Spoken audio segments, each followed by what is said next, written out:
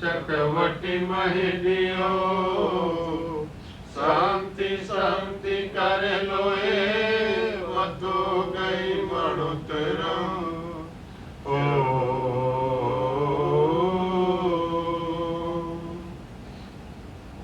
क्या हो, कल्याण हो, मंगल हो, सुख शांति हो, आनंद मंगल।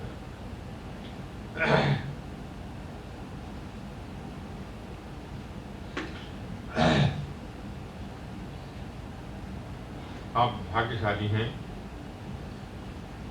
क्योंकि जब स्थान बन जाता है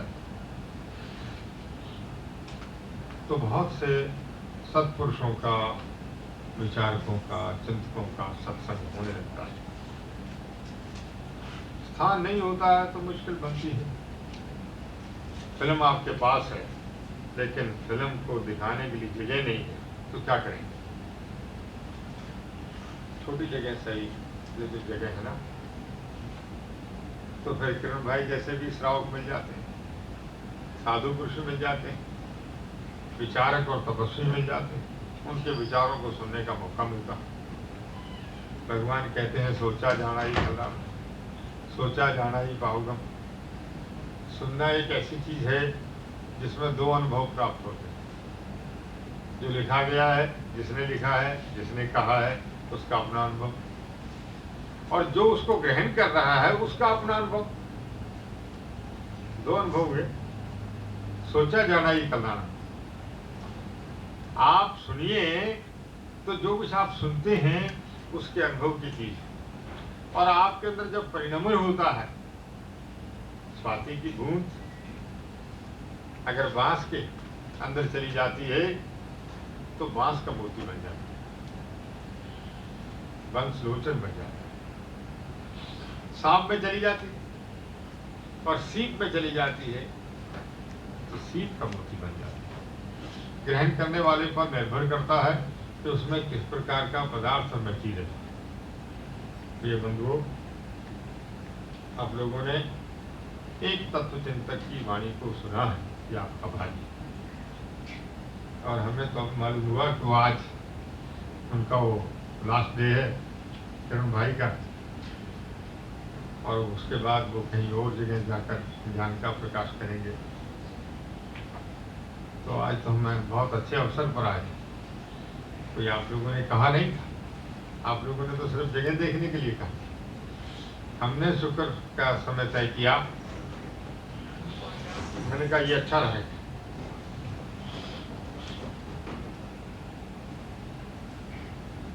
स्थान तो देखना चाहिए, देखने के बाद हमारे मन पर अच्छा असर पड़ा है, आपके मन में और भी किसी स्थान की अपेक्षा हो, जगह देखी हो तो आप खुले हैं, देख सकते हैं। लेकिन जो जगह देखी गई है उस जगह को दोष के डर से छोड़ने की जरूरत नहीं, वहाँ कोई दोष नहीं। और ऐसे ही 20-50-100 कदम पर अगर कोई सिमेट्री है, पहले तो बात है कि सिमेट्री का बहुत बड़ा प्रॉब्लम इसलिए नहीं होता कि वो शमशान नहीं, और दूसरी बात ये है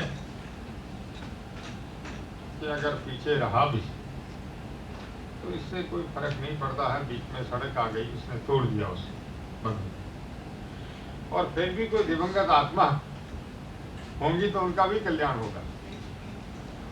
भगवान के नाम का कीर्तन जब होगा, पूजा होगी, तो भाई उनका भी कल्याण होगा। इसलिए कोई बात, आप उस जगह को इसलिए छोड़ें कि पास में कोई सिमेट्री है, पास में ये है, ऐसे वहम करने की कोई आवश्यकता नहीं है। जमीन उपजाऊ है, जमीन सोई हुई नहीं है, जमीन मुर्दा नहीं है, जमीन बहरी नहीं है। उसमें जो दोष हैं वो हटाए जा सकते हैं और उनको हटा दिया जाएगा अगर आपके लेने की मर्जी। जहाँ तक मेरे सहयोग का प्रश्न है, मैं तो वर्षों से ये संकल्प लेके बैठा था कि शहर में और बाहर में अपने भगवान का मंदिर बनना चाहिए, रिट्रीट होनी चाहिए, जहाँ लोग ध्यान कर सकें, जहाँ लोग भगवान के प्रति अपनी भक्ति अर्पण कर सकें, और उसके लिए बिल्कुल वो उपयुक्त स्थान है। मेरे तो मन की बात, अंधे को क्या चाहिए, 2 आंख, तो ये तो आंख ही करे। शहर में अपने पास कोई जगह नहीं, ये छोटी छोटी जगह हुई, यहाँ हो गई, स्टेटन आइलैंड में हो गई, लेकिन इनसे काम पूरा नहीं होता है। जो अपन चाहते हैं वो काम पूरा नहीं हो सकता। बाहर का आदमी सारे संसार में से न्यूयॉर्क में आता और वो बड़ी अपेक्षाएं रखता न्यूयॉर्क वालों से, और हम एक छोटी सी जगह लेकर के बैठे तो बात बनती नहीं। और वैसे भी शिखरबंदी मंदिर बनाने का संकल्प पूरा हो तो इससे बड़ी बात कुछ नहीं। एक हीरालाल दुग्गड़ ने पुस्तक लिखी है, मध्य एशिया में जैन धर्म। 17वीं शताब्दी में पंजाब के 2 क्षत्रिय घोड़े और खच्चरों पर रशिया तक गए थे। उनकी डायरी के पन्नों का उल्लेख उसने किया है। वो कहता है कि उन्होंने ये लिखा है कि हमने मध्य एशिया में, उसमें गंधार आ गया, काबुल आ गया, ये सब इजिप्ट आ गया और ताश्कंद तक, मॉस्को तक। तो रशिया से पहले जितने देशों का नाम उसने लिया और जितने शहरों में वो गए, उनमें कोई जगह उसने ऐसी नहीं देखी, कोई गांव ऐसा नहीं देखा जहां पर शिखरबंदी जैन मंदिर नहीं थे। ये उनकी डायरी के पन्नों की बात कर रहे हैं। हम लोग तो पता नहीं क्यों हम लोगों का मन छोटा हो गया। सिर्फ एक जिन सैंत का हरिवंश पुराण है, दिगंबर आचार्य का एक ग्रंथ है, सिर्फ 7वीं शताब्दी का लिखा हुआ है, आचार्य जिन सैंत। उसने जो भगवान महावीर के विहार यात्रा का वर्णन किया, उसमें सारे देशों का नाम है। ऑस्ट्रेलिया भी आ गया, आत्रेय पर वो जिक्र करता है, ग्रीनलैंड, फिनलैंड, रशिया, सब क्या, सब नाम लिखे उसने। फिर उसने जो साधुओं की विहार यात्रा लिखी उसमें, और यही नहीं बल्कि भगवान महावीर के जो शिष्य थे उसमें आर्द्रक मुनि था, वो ईरान का रहने वाला था, एक इराक का रहने वाला था, उसमें 2-4 ऐसे भी थे जो कुस्तुनतनिया के थे, बहुत से देशों के लोग थे जो उनके पास साधु बने। और उनसे पहले 20 वर्ष पहले भगवान महावीर से पिथागोरस, पाइथागोरस कहिए, पिथागोरस कहिए, संसार का बहुत बड़ा मैथमेटिशियन के नाम से आप जानते हो उसको, या संगीतकार जानते हैं, वो भगवान पार्श्वनाथ की परंपरा का जैन साधु था। उसने जो ग्रंथ लिखे, जो वाणी लिखी है, उसको रोम का सम्राट अपने राजगुरु के तरीके से उनको मानता था और उनकी वाणी का संग्रह किया। उनका जो संघ है अब भी, इस समय भी मौजूद है, उसमें साधु, साध्वी, श्रावक, श्राविका ये हैं। सब व्यसन का निषेध है, रात्रि को भोजन नहीं करते, सफेद कपड़े, ये उसका विधान। ऐसे ही बहुत सी जातियों का वर्णन आता है, जैसे अपने देश में है सराग जाति है, भूल गए लोग। इसी तरीके से और जातियां हैं, उनके नाम भूल गए, उनका आचार विचार सब जैनियों का। मीणा जाति है, वो देखिए दिल्ली से लेकर के अहमदाबाद तक ये जो सड़कें बनाते हैं, सब्जियां बेचते हैं मीणा लोग, उनकी 1.5-2 करोड़ की आबादी है। वो सिर्फ 2 देवताओं को मानते हैं। देवता के रूप में भगवान महावीर को मानते हैं, हनुमान जी को नहीं, भगवान महावीर को, और मीन को मानते हैं, मछली को। ये 2 उनके देवता। हमें मालूम नहीं कैसे माना उन्होंने, उनके कुल देवता, गुरु देवता, धर्म देवता सिर्फ भगवान महावीर। हालांकि उनका खान पान आचार सब धर्म के अनुकूल नहीं, सबका नहीं, लेकिन बहुत से लोगों का उसमें एज धर्म के नाते वो तो बहुत शाकाहारी नहीं है, लेकिन देवता के नाते भगवान महावीर को मानते हैं। खैर मैं जिक्र नहीं कर रहा हूँ, ये तो फिर किसी दिन आपसे इतिहास की बात करूँगा। मेरे कहने का आशय ये है कि जैन धर्म का प्रचार हम लोगों ने शुरू किया, विदेशों में ऐसा नहीं है, लगातार होता आया है। सिकंदर के ज़माने में अलेक्जेंडर खुद सिकंदर अपने दिगंबर जैन मुनियों को लेकर के गया था। सम्राट संप्रति ने कोई 4000 के लगभग साधु और साध्वी श्राविकाओं को भेजा मध्य एशिया के अंदर, और कोई देश ऐसा नहीं था। आज भी एक मिस्ट्री है ये कि मक्का शरीफ में जब मुसलमान जाता है तो वो जैन साधु बनकर के ही जाता है, संघ यात्रा में ही बिल्कुल उसी तरीके से कपड़े, इसी तरीके से, और विशेषकर श्वेतांबर जैन साधु के जो आज कपड़े हैं, वैसे जोलपटा, वैसे कपड़े, वैसी गाती वो पहन करके जाता है।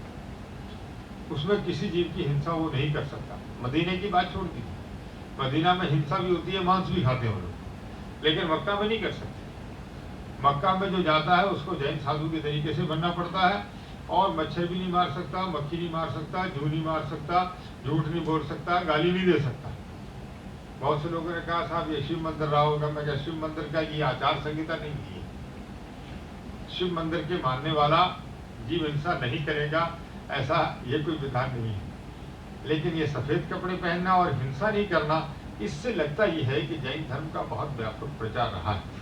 और वैसे भी कभी आप मक्का का अगर अंदर का आर्किटेक्चरल सिस्टम देखेंगे ना, तो बिल्कुल जनालय है, 52 जनालय, और उसके बीच में वो गहवारा में भगवान की मूर्ति, मंदिर छोटा सा, जिसमें मुल्ला खड़ा होकर के नमाज को मांग देता है। उसके जो मंदिर के पत्थर उठा उठा के उन्होंने उल्टे रखे हैं, तो देखने वाला समझ जाता है, इसलिए उन्होंने प्रतिबंध लगा रखा है कि 20 मील तक कोई नॉन मुस्लिम जा नहीं सकता। ये उन्होंने प्रतिबंध लगा रखा है। उस प्रतिबंध का अर्थ क्या है कुछ नहीं, वो जो पत्थर हैं अंदर के, अगर आप देखेंगे तो पता लगेगा कि ये मंदिर के पत्थर हैं, ये सीधे तरीके से नहीं। और बाहर जो वो पत्थर रखा हुआ है, काला पत्थर, जिसको वो आबे जमजम क्या कहते हैं, और उस पत्थर का बोशा हर एक को लेना पड़ता है। सबसे ज़्यादा मूर्ति के खिलाफ संसार में ईसाई धर्म, ये मुसलमान, इस्लाम सबसे ज़्यादा। और बुद्ध शिकनी को एक बहुत बड़ा टाइटल समझते हैं। भगवान की मूर्तियों को तोड़ना एक बहुत बड़ा स्वभाव। लेकिन वही मुसलमान मक्का में जाकर के उसी काले पत्थर की फिर पूजा करता है, उसी का बोशा लेता है और ऐसा मानता है कि इसका बोशा लिए बगैर, इसका चुंबन किए बगैर, इसको किस किए बगैर तुम्हारे पाप खत्म नहीं होंगे। वो एक स्याही चूस की तरह कागज है कि जिसको छूते ही सारे पाप वो खींच लेता है, ऐसा वो मानते हैं। ऐसा होता है, कुदरत का खेल है कि जो सबसे ज़्यादा ब्याज के खिलाफ, अगर कोई धार्मिक दृष्टि से इंटरेस्ट के खिलाफ कोई धर्म है तो इस्लाम है। लेकिन अपने हिंदुस्तान में जब कोई गाली देता है ना तो वो कहता पठानी ब्याज लेता है, तो वो मुसलमान का ही नाम लेता है, क्योंकि सबसे ज़्यादा ब्याज लेने वाला कौन? मुसलमान ही। ऐसा होता बहुत सी जगह। लेकिन मेरा कहना किसी धर्म का विरोध नहीं, मैं वो कह रहा हूँ कि लगातार धर्म का प्रचार होता आया है, किंतु धर्म के प्रचार करने वाले लोग आए, उसके बाद वो परंपरा नहीं चली तो वो टूट गई। इसलिए आज हम बिखरे पड़े। हमें मालूम नहीं है कि हमारा भाई कौन बैठा है। वो कभी वहाँ किसी जगह जाओ, मॉस्को में जाओ, तो एक ऐसा इलाका है, एक ऐसी स्ट्रीट है कि जहाँ पर लोग ये कहते हैं कि रात को नहीं भोजन करने वालों का मोहल्ला है। Those people are not eating food after sunset, then this is street after. अब वो क्या मतलब हुआ इसका? अरे दिल्ली के बाहर के जोहरी जाया करते थे जार के ज़माने में, उनको पहले पहल रात्रि के भोजन करने का बहुत नियम था, इस पर बहुत जोर था। तो उसने एक अलग ही एक मोहल्ला बना दिया था उनके रहने के लिए। वो आज भी उस तरीके से चलता है। ताशकंद में और इजिप्ट में लाइब्रेरी में अगर आप देखेंगे तो श्वेतांबर आचार्यों की लिखी हुई 10-20 किताबें आपको मिल जाएंगी 10वीं शताब्दी में। जैन धर्म का प्रचार संसार में होता रहा है और होता रहेगा, क्योंकि अहिंसा और अनेकांत, दया और पुनर्जन्म और कर्म का सिद्धांत एक ऐसा है कि इसको आप बदल नहीं सकते, इसको हटा नहीं सकते, और इसको हटा करके आप जी नहीं सकते। हम लोगों ने तो उसको अलग ढंग से माना है, क्योंकि भक्ति के तरीके से हमने ये मान लिया कि भगवान की पूजा हम इसलिए करते हैं कि हमें कुछ मिले। हम पाप से निवृत्त होने के लिए पूजा नहीं करते, हम तो कुछ लेने के लिए करते हैं। और अगर आपको ये मालूम हो जाए कि भाई रोज भगवान के दर्शन करने आओगे यहाँ, तो कम से कम $100 का तो जरूर नुकसान होगा। कोई आएगा दिनेश भाई? ये लगता है भगवान के दर्शन करेंगे तो ज्यादा मिलेगा, एक मन में वृत्ति हो जाती है। लेकिन लोगों की अलग अलग भक्ति। कुछ लोग इसलिए भक्ति करते हैं कि वो प्राप्ति करना चाहते हैं, कुछ लोग इसलिए भक्ति करते हैं कि वो कर्म बंधन से मुक्त होना चाहते हैं। प्रिय बंधुओं, जैन धर्म का सिद्धांत बहुत तर्कसंगत, अकाट्य है, अटूट है। आचार्य उमा स्वाति ने एक सूत्र लिखा, सम्यक दर्शन ज्ञान चारित्राणी मोक्ष मार्ग। 3 छोटे से शब्द है, कोई खास बात नहीं। दर्शन और ज्ञान चारित्र को मिला दो, इस रास्ते पर चल पड़ो, यही मोक्ष का मार्ग है। That is a right path, that is a highway, you can go blindly, this is no problem. बड़ी सिंपल सी बात कही, सम्यक दर्शन ज्ञान चारित्राणी मोक्ष मार्ग। दर्शन ज्ञान चारित्र तो सम्य है, लेकिन सम्य के को लगाया हमने, इतने ऐसा फर्क किया। क्या अर्थ होता है सम्यक दर्शन ज्ञान चारित्र? मुश्किल क्या कर दी कि आचार्य उमा स्वाति ने जो पहला सूत्र लिखा वो इतना कठिन, इतना हाईएस्ट स्टेज का लिख दिया कि हर आदमी को मुश्किल हो गया समझना। किसी की समझ में नहीं आता कि ज्ञान दर्शन चारित्र को मिला, क्योंकि लोगों को पता नहीं ज्ञान क्या होता है, दर्शन क्या होता है, चारित्र क्या होता है। How we can know something, how we can perceive something, how we can conduct, what is the meaning of the conduct, and why conduct, how we can destroy all the carbon particle, that is different subject. तो इसके लिए तो बहुत background चाहिए। लेकिन बड़ी simple बात, क्योंकि एक सूत्र में सब संसार का सार आ गया और कुछ भी कहने की जरूरत नहीं, सब सार आ गया। क्रिएशन, प्रिजर्वेशन, डिस्ट्रक्शन, 3 चीज, उपन्नय, वेगवाई, ध्वय, 3 चीज। उत्पन्न होना, स्थिर होना, नष्ट होना, यही खेल है संसार। और ज्ञान क्या है? उत्पन्न होना है। क्योंकि वो तो पर्याय का होता है ज्ञान, तो ज्ञान तो ये क्या है और ये क्या है, पर्याय है। पर्याय को अगर हम जानते तो पर्याय तो बदलती रहती है। हम हर चीज को जो पहले जान रहे थे, अब वो पर्याय बदल गई है, दूसरी चीज जान रहे। आप, मैं आपको देख रहा हूँ, लेकिन आप वही नहीं है जो एक क्षण पहले मैंने आपको देखा था, वो अब नहीं है। हर समय हर क्षण में परिवर्तन हो रहा, बिल्कुल नदी की धार की तरह है। जिस धार को हमने एक क्षण पहले देखा था वो पानी चला गया, लेकिन जिसको देख रहे हैं क्योंकि एक जैसा दिखाई देता है तो फर्क नहीं। आप देखिए इलेक्ट्रिसिटी को आप देख रहे हैं, हमें नहीं दिखाई देता है कि इलेक्ट्रॉन आपस में लड़ रहे हैं, टकरा रहे हैं एक दूसरे से। टकरा करके जैसे पत्थर पे पत्थर मार के लाइट निकलती है, ऐसे ही टकरा टकरा के जो उसमें से सफोल्डिंग निकलते हैं, वही चीज लाइट है। लेकिन हम वो इतना जल्दी से हो रहा है कि हम लोग इतना तेजी से सूक्ष्मता से देख नहीं पाते। बात वही है, जैसे घंटा बजाया किसी ने, तो घंटे की ध्वनि को जितना चूहा सुन सकता है हम नहीं सुन सकते। आपको पता नहीं कि आप अन्न को बचाने के लिए लोग तरीका क्या बनाते हैं कि मशीन ले आते हैं, उसकी जो अल्ट्रासाउंड है वो चलाते हैं। अल्ट्रासाउंड से चूहा बहुत परेशान हो जाता है, वो भाग जाता, वो नहीं आता, तो अभी गैस छिड़कने की जरूरत नहीं रही। लेकिन वो हमें सुनाई नहीं देता, क्योंकि हमारे कान जो हैं वो तो बहुत मोटे हैं, बहुत स्थूल हैं। हम जो सुन सकते हैं घंटी की आवाज को, हमसे सैकड़ों गुना ज्यादा चूहा सुन सकता है, उससे भी ज्यादा सांप सुन सकता है। वो सिर्फ लेटा रहता है और जो वाइब्रेशन आ रही है उन्हीं से फील करता है। आपने सुना होगा कि जो ये डॉल्फिन है, मछली, जब वो संदेश भेजती है व्हेल को और व्हेल भेजती है उसको, तो 13,000 वो क्वार्ट उससे किलोमीटर से एक दूसरे को बात कर सकते हैं। सिर्फ वाइब्रेशन, सिर्फ vibration, they can feel it, but we can't. हम लोगों को तो शब्द भाषा विज्ञान तो बहुत बड़ा बढ़ गया, लेकिन ये जो अंतर का ज्ञान था, अवधि ज्ञान था, साहित्यिक ज्ञान था, वो कम हो गया। क्योंकि बाहर का जब ज्ञान बढ़ जाता है, इंद्रियों का ज्ञान बढ़ जाता है, तो फिर आत्मा का ज्ञान और जो साइकिक एबिलिटी है, कैपेसिटी है, वो हमारी कम हो जाती है। तो प्रिय बंधुओं, आपके पास ज्ञान का तो समुद्र है, और किरण भाई जैसे विद्वान आपको मिल जाए तो आपका पुण्य है। आपने सुना ध्यानपूर्वक, उससे लाभ उठाइए, उस ज्ञान का कुछ ना कुछ आनंद लीजिए। लेकिन ज्ञान को सुनने के बाद चिंतन करना चाहिए, पचन करना चाहिए। कोई फूड खाया, अगर वो हजम नहीं हुआ तो गड़बड़ हो जाती, लेकिन हजम करके अपने जैसा खून बना करके आप बना देते तो वही भोजन अमृत हो जाता है। आपने पढ़ा, आपने सुना, दो ही तरीके हैं। पढ़ने के बाद, सुनने के बाद उसको सोचिए और सोच करके उसको सेट कीजिए। जब आपका अपना ज्ञान हो जाएगा वो फिर किरण भाई का नहीं रहना चाहिए, क्योंकि किरण भाई भी का भी अपना ज्ञान नहीं, वो भी लाए कहीं से, लेकिन उनकी अनुभूति के साथ मिलकर के उनका अपना बन गया। हम जो कह रहे हैं, हमने अपनी अनुभूति मिला करके अपना बना लिया, वो है तो हमारा तो नहीं है, लिया है हमने, सोचा जाना ये कल्याण। ज्ञान से जो हम सुनते हैं उससे जागृत होता है। ऐसा नहीं कि ज्ञान नहीं है हमें, अनंत ज्ञान है, अनंत दर्शन है, अनंत बलवीर ये पराक्रम है।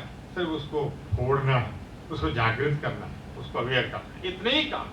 और वो तपस्या के द्वारा, साधना के द्वारा अपन जगाते हैं। ऐसा नहीं कि ज्ञान प्राप्त होता है, ज्ञान तो है आप में, अनंत ज्ञान है। आप जिन भगवान की तरह हैं, परमात्मा की तरह हैं, खुद परमात्मा है। महावीर ने कहा है आत्मा परमात्मा, अब पास हो ब्रह्मपा, भगवान महावीर ने कहा। ये शब्द शास्त्र का है, कोई फर्क नहीं। लेकिन फर्क है क्या है कि कुछ पर्दा ऐसा पड़ा हुआ है कि हम देख नहीं पाते। शास्त्र में एक कथा आती है, राजा ने एक कारीगर को हायर किया और उसने कहा तो चित्र बना। उसने चित्र बनाया, बहुत बढ़िया चित्र बनाया, बहुत बढ़िया चित्र बनाया, इतना सुंदर चित्र बनाया कि राजा देख कर प्रसन्न हो गया। लगे तो बहुत बरस, लेकिन सुंदर बहुत। राजा ने मुंह मांगा, उनको दान दिया। उसके बाद दूसरा आया, उसने कहा साहब मैं इससे भी बढ़िया बना दूंगा, इसमें भी चमक पैदा कर दूंगा। अच्छा बनाओ। कहता ये मिटाना नहीं। कहता नहीं नहीं, इसको मिटाऊंगा नहीं, मैं इसके सामने बना दूंगा। और सामने क्या बनाया उसने, वो एक उतना ही हिस्सा, जितने हिस्से में चित्र बना हुआ था उतना हिस्सा लेके बैठ गया और उसको बनाते बनाते, रगड़ते रगड़ते इतना पारदर्शी बना दिया, इतना पारदर्शी बना दिया, इतना पारदर्शी बना दिया कि जो चीज उसमें रिफ्लेक्ट हो वो हजारों गुना ज्यादा सुंदर बन जाए। और पर्दा रखा। अब उसने महाराजा से प्रार्थना की कि आप आइए और इसको उद्घाटन कीजिए। कहते बन गया? कहते हाँ बन गया। तो दिखाओ। कहते इस पर्दे को हटा दीजिए। वो पर्दा हटा तो वो जो चित्र था वो जब रिफ्लेक्ट हुआ उसमें, तो जितना जैसा वहां दिखाई दे रहा था उससे हजारों गुना बढ़िया उसमें दिखने लगा। कहते तूने क्या बना? कहते यही तो बनाया, यही बनाया है कि वो चीज हजारों गुना ज्यादा सुंदर हो गई। तो प्रिय बंधु, हमें कुछ बनाना नहीं है, वो तो आपके अंदर मौजूद है, लेकिन वो रिफ्लेक्ट होना चाहिए, वो सहस्र गुणित होना चाहिए, वो इतना शुद्ध पवित्र निर्मल हो जाए कि हर चीज उसमें झलकने लग जाए। बस यही स्थिति है। तो आपका ज्ञान बढ़े, आपका दर्शन बढ़े, आप चारित्र आपका निर्मल हो, यही हमारा भाव है। और किरण भाई आज चुके वो अपना अमृत वचन आखिल्ला देने वाले हैं, तो हम ज़्यादा उसमें नहीं कुछ कहेंगे। ऐसे भी मेरी तबीयत बहुत अच्छी नहीं है, कुछ एलर्जी हो जाती है, तो इस बार भी थोड़ी थोड़ी हो गई, कुछ दे गया मुझे। इस बार मेरे मन में ऐसा ख्याल हो गया था कि लो एलर्जी को जीत लिया हमने, अब नहीं परेशान करेंगे। लेकिन ऐसे ही कोई दो आदमी मिलने आए, उनको थी बहुत, वो छोड़ के फिर कुछ ना कुछ तो फिर परेशानी हो गई। नहीं तो इस बार सिद्धाचल में कोई बहुत एलर्जी का वो नहीं है साधन, हाँ थोड़ा सा, इसलिए थोड़ी परेशानी रहेगी। मैं सिर्फ दो बातें आपसे कहने आया हूँ कि जगह मैंने देखी, जैसा कि हमारे बहन जी ने कहा था, मुझे फ़ोन किया इन्होंने, बात हो गई, नरेश भाई ने भी किया था लेकिन मेरी बात नहीं हुई। इन्होंने कहा, फिर अमूल शाह ने मुझे कहा, फिर मोहन भाई ने मुझे कहा, और प्रवीण भाई ने कहा, जयेंद्र भाई ने बात की लंबी चौड़ी, सब बताया। मैंने कहा मैं आऊँगा, ज़रा तबीयत थोड़ा सा ठीक हो जाएगी। मैंने जगह देखी, बहुत मुझे पसंद आई, बहुत अच्छी है, बहुत बढ़िया जगह है। और अगर आपको वहाँ बनाना है मंदिर तो तय कर लीजिए, मन में संकल्प कीजिए कि बनाना है। बनाने में अपने को फायदा है, कोई नुकसान नहीं, कोई सिमेट्री फेमेट्री का कोई झगड़ा रगड़ा नहीं है।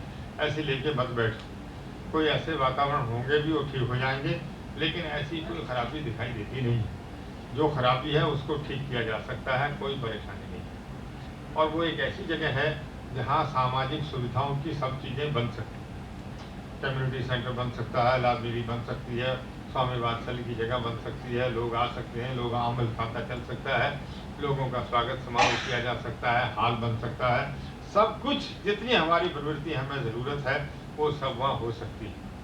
अगर ये मंदिर हमारा पूरी तरीके से बन जाता है तो दो चीज़ें अपने लोगों के पास हो गई, बाहर जाना है तो सिद्धाचलम है, यहाँ आना है तो मंदिर है, दोनों काम हमारे पूरे हो गए, दोनों हाथ लड्डू हो गए, और क्या चाहिए। और जहाँ तक पैसे का प्रश्न है, वो जमाना तो नहीं रहा जो आज से 10-15 साल पहले थे।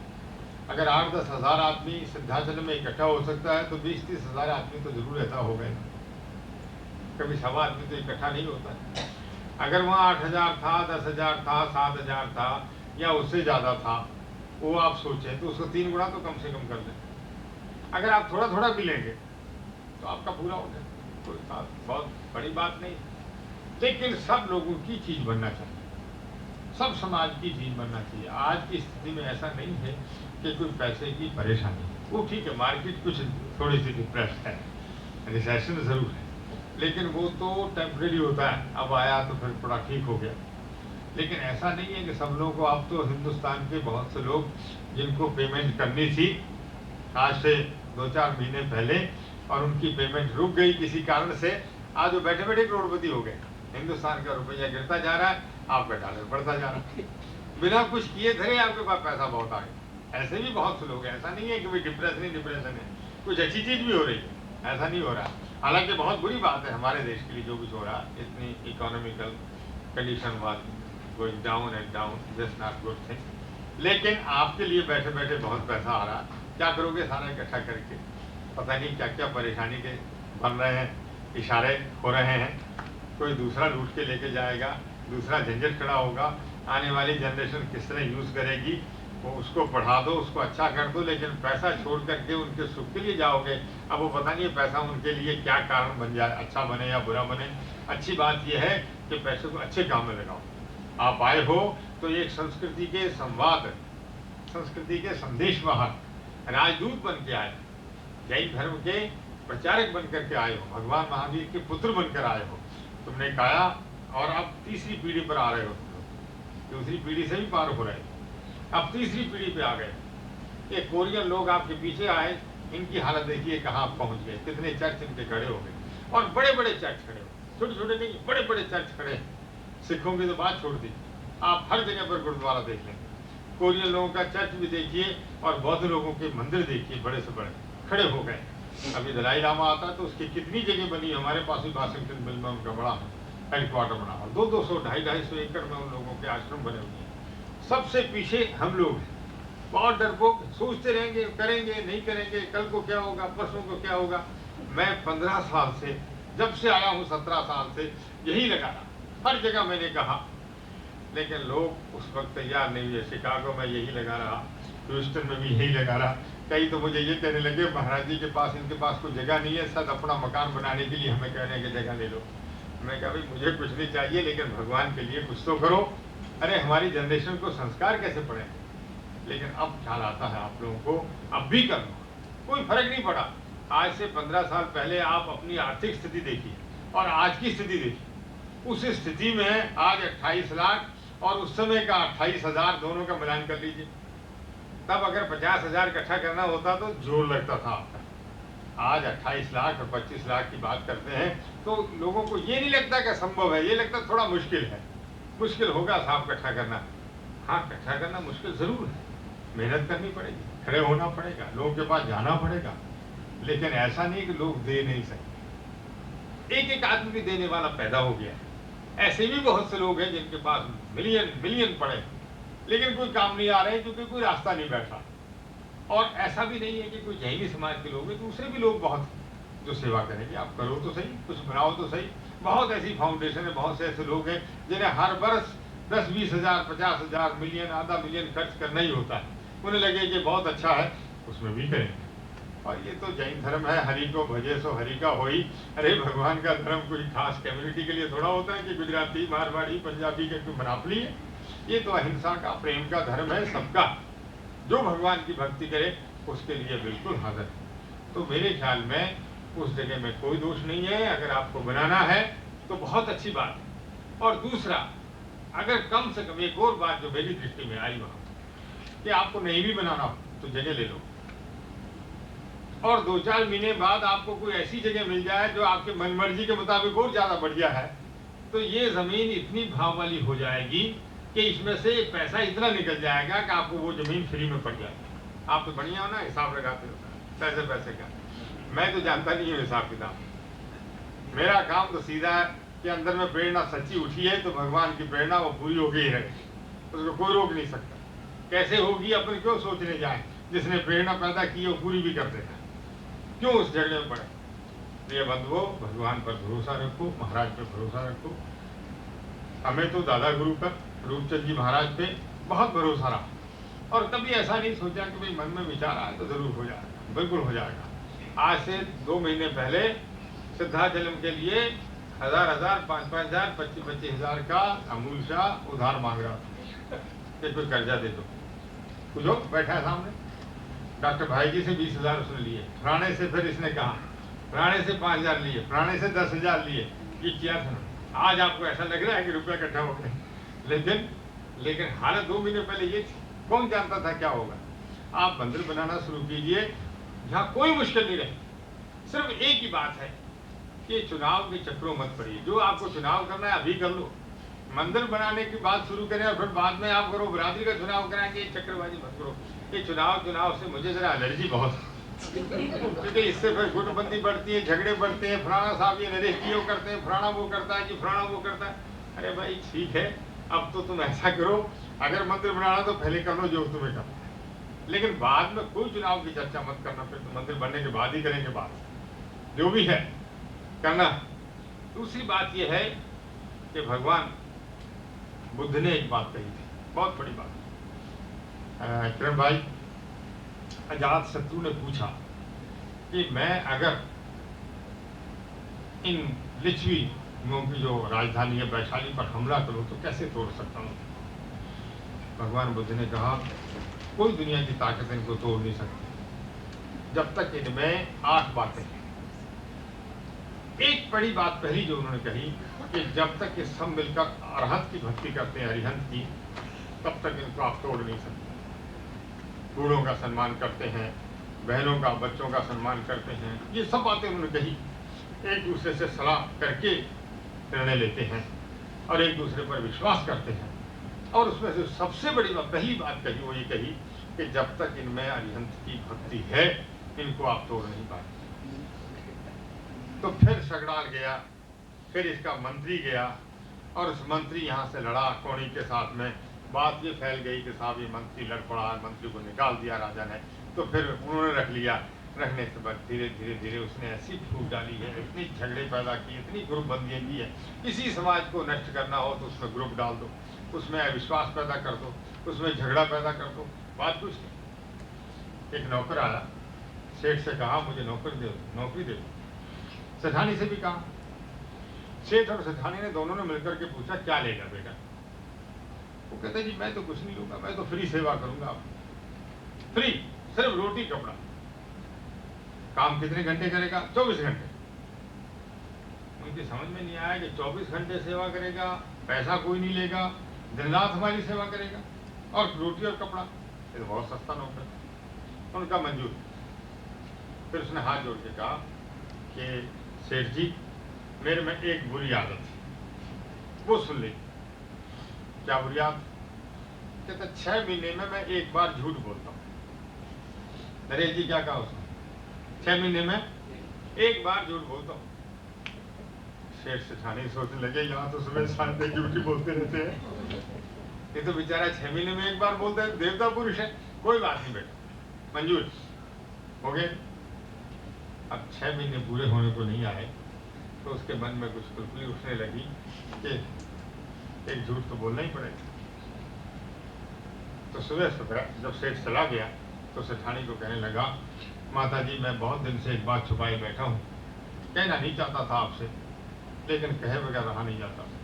बोलो बेटा क्या बात? क्या बताऊँ आपको मैं? ये जो सेठ जी है ना, ये म्लेच्छ योनि के हैं और राक्षस। किसी दिन आपकी हत्या कर देंगे। सेठानी सुनकर के आग बबूला, हट पागल, मैं बाप की ये बात कहता है, हट। कहता अगर आपको भरोसा नहीं हो तो देख लेना, रात को ये आपको चाट के देखता है, ये देख लेना। हट, भगा दिया जिसको। लेकिन मन में संदेह जरूर बढ़ गया कि सेठ चाटता। अब सेठ जी के पास गया, उसने कहा सेठ जी सेठानी तो मेरी माँ है, सब कुछ है, लेकिन मैं एक बात छुपा नहीं सकता आपसे, ये बिल्कुल डाकनी है, किसी दिन आपका कलेजा खा जाएगी और खत्म कर देगी। सेठ को बड़ा गुस्सा आया, नौकर को 2 मारे बाहर निकाल दिया। कहता आप देख लेना, आप इसका हाथ चाट करके देखना, बिल्कुल खारा होगा। सेठ जी ने उसको निकाल दिया, लेकिन मन में एक बीज जरूर हो गया कि देखने में क्या हर्ज है। हो गया बात। रात्रि के समय साहब सेठ जी आए, जल्दी सोने का बहाना किया, सो गए। सेठानी ने समझा सेठ जी सो गए। अब वो सेठ जी सेठानी भी देखे, सेठ भी देखे।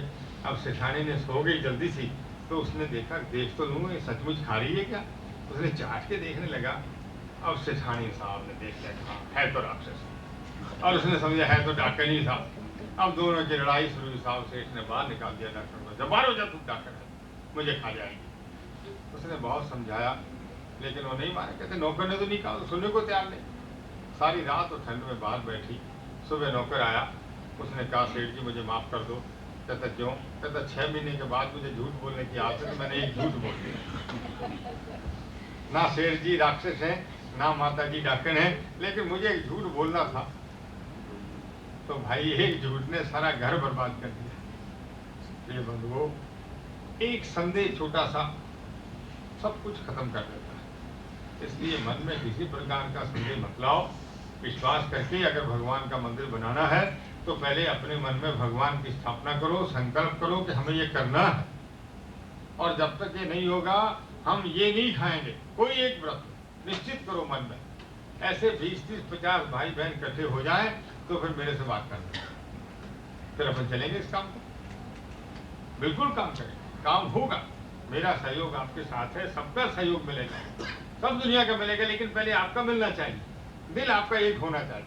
सच्चे दिल से संकल्प करके ये निश्चित करके चलो कि हाँ हमें करना है, तो कोई तकलीफ नहीं। और फिर भाई किरण भाई जैसे आपको उपलब्ध होते हैं, इनके विचार सुनने को मिलते हैं, कभी तत्वार सूत्र पर, कभी दूसरी बात पर, कभी नमोकार मंत्र पर। ये बहुत भाग्य की बात है। आज चूँकि उनका आखिरी लेक्चर है, जैसा कि मुझे मालूम पड़ा, तो हम उनको बहुत बहुत आशीर्वाद देते हैं और उनके लिए मंगल कामना करते हैं, उनका कल्याण हो। जहाँ भी जाएंगे वो यही करते हैं, अपने किरण का ही प्रकाश फेंकते हैं। ज्ञानी मिलना बहुत मुश्किल, फिर अनुभव प्रधान उससे भी ज़्यादा मुश्किल, और फिर वीतराग की वाणी का जो प्रचार कर रहा हो, इससे तो पवित्र काम और कोई हो ही नहीं सकता। तो हम उनका अभिवादन करते हैं, उनके लिए मंगल कामना करते हैं, और मकान के लिए जो जमीन हमने देखी है उसके लिए संकल्प करो कि हाँ हमें करना है, तय करो। जब आप सच्चे दिल से तय कर लेंगे फिर मेरी बात करना, क्योंकि मेरे मन की बात मैं आपको बता दूं कि मैं कभी निश्चय करता नहीं, और कर लिया तो फिर हटता नहीं, फिर मेरे मन से नहीं जाती, वो तो होना ही चाहिए, हो गए रहते। इसलिए मेरे को तो अभी छेड़ो मत, आप तय कर लो। आप लोगों का तय हो जाए पक्की तरह सच्चे दिल से, ये निश्चित कर लो कि सिद्धाचलम जैन सेंटर एक ही, कोई भेद नहीं। मंदिर है ना भगवान का, और भगवान के मंदिर बनाने के बाद भी भेद रहेगा तो फिर मंदिर बनाने का क्या फायदा, तो क्या लाभ है। जब मन में ये क्लेश आ, ये मेरा ये मेरा, अरे तो भगवान का मंदिर है, हमें शहर में भी चाहिए, बाहर भी चाहिए, हमें न्यू जर्सी में भी चाहिए, हमें चेरी हिल में भी चाहिए, जहाँ भी बने। मैं तो अभी जा रहा हूँ वहाँ अगस्टा में हिंदू टेम्पल में, जैन टेम्पल। हम सोचते हैं हमारी जैन बरादरी इतनी सी है, तो जैसे भी भगवान का बिंब स्थापित हो सके उसको करें। कहीं भी मैं कहता हूँ 5 घर हों, हम अभी जाकर आए हैरिसबर्ग में, किस लिए जाते हैं हैरिसबर्ग, क्यों इतनी तकलीफ करते हैं, लाखानी लेके जाता हमें सिर्फ इसलिए। और एक दफे गए, भाषण वहाँ दिया, लोगों को इतना प्रेम हो गया है कि अब उनके समझ में आया कि जैन मंदिर का होना जरूरी है, होना चाहिए, होगा जरूर। अभी 20-30 ऐसे मंदिर बन गए हिंदू टेम्पल में, जैन टेम्पल। अभी तो हमारा वो स्वामी जी से जो ताल्लुक जुड़ा, अब ऑस्ट्रेलिया में भी ऐसे हिंदू टेम्पल में जैन टेम्पल, हर जगह संसार में बनाने का है अपने को। जो भी बन जाए अपने से जितना हो सकेगा जरूर करेंगे, और करते रहेंगे, और करते करते ही इसी में जिंदगी चली जाए, इससे बड़ा और कोई काम नहीं हो सकता। आप सबका कल्याण हो, मंगल हो, सुख शांति हो। मैंने तो आध घंटे के लिए सोचा था, ज़्यादा समय ले लिया, हालांकि आज तबीयत मेरी बहुत अच्छी नहीं है, कुछ थोड़ा बुखार सा है, तो मैं किरण भाई की बात नहीं सुन पाऊंगा। मैं जाना चाहूँगा कि जाकर हम लेट जाएं, थोड़ा सा आराम करेंगे, पहुंचने में 1.5-2 घंटे लगेंगे। लेकिन आप निश्चित कीजिए अपने अंतःकरण से भगवान को विराजमान करके, अपने दिल से पूछ करके फिर संकल्प कीजिए, और जब हो जाए तो फिर मेरे से बात करना, मैं भी तैयार हूँ। श्री चत्तारी मंगलम अरिहंता मंगलम सिद्धा मंगलम साहु मंगलम केवली प्रणतो धम मंगलम। चत्तारी लोकमा अरिहंता लोकमा सिद्धा लोकमा साहु लोकमा केवली प्रणतो धम लोकमा। चत्तारि शरणं पवज्जामि अरिहन्ते शरणं पवज्जामि सिद्धे शरणं पवज्जामि साहु शरणं पवज्जामि केवली प्रणतं धम्मं शरणं पवज्जामि। 4 शरण दुखने और शरणानी को जो प्राणी आदे सुधे मंगलम हो। ओम शांति हो, जय हो, कल्याण हो, मंगल हो, सुख। ओम आनंद। चलो जी ने शासन गुरुजी ने જવાનું છે દૂર, એટલે જાય છે 5 મિનિટમાં આપણે. નમો સિદ્ધાણ નમો આયરિયાણ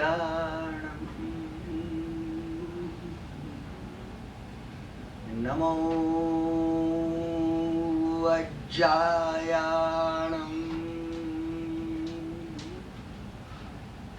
नमो लोये सव्वसाहूनम् एसो पंचनमुक्कारो सव्वपावपणासनो मंगलाणं च सव्वेसिम् पठमं हवै मंगलम्। नमो दुर्वार रागादि वैरिवार निवारिणे अर्हते यो